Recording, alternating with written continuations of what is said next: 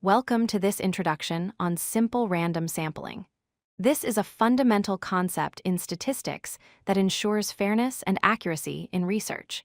In this video, we will explore what it means for every member of a group to have an equal chance of being selected. Let's start with a definition. Simple random sampling is a technique where every single item in your total population has the exact same probability of being chosen for the sample.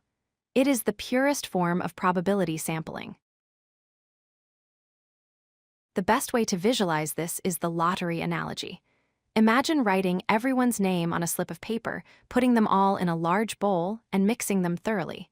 When you blindly pick a name, that is simple random sampling.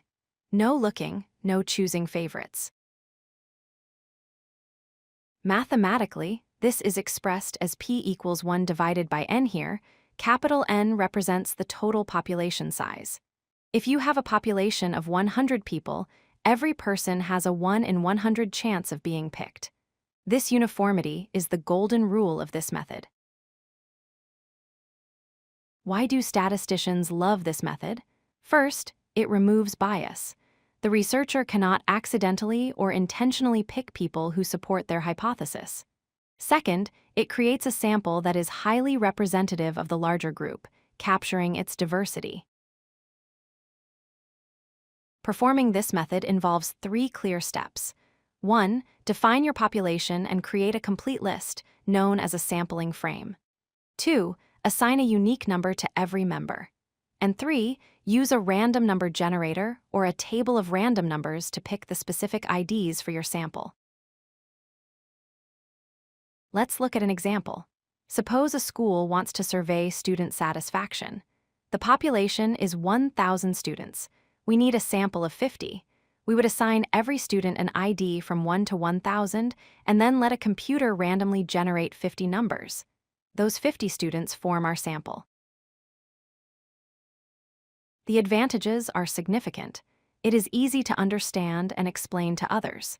It is fair, as everyone has an equal shot. And the data collected is very easy to analyze using standard statistical methods because we know the probability rules were followed. However, there are limitations. The biggest one is that you need a complete list of everyone in the population. For large groups, like the population of a country, this is usually impossible or too expensive.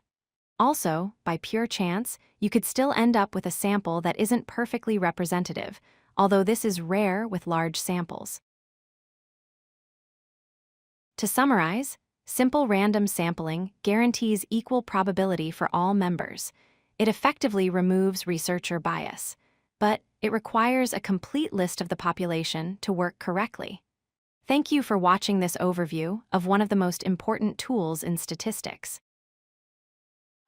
If you like this video, hit that like button and don't forget to subscribe. Visit codelucky.com for more such useful content.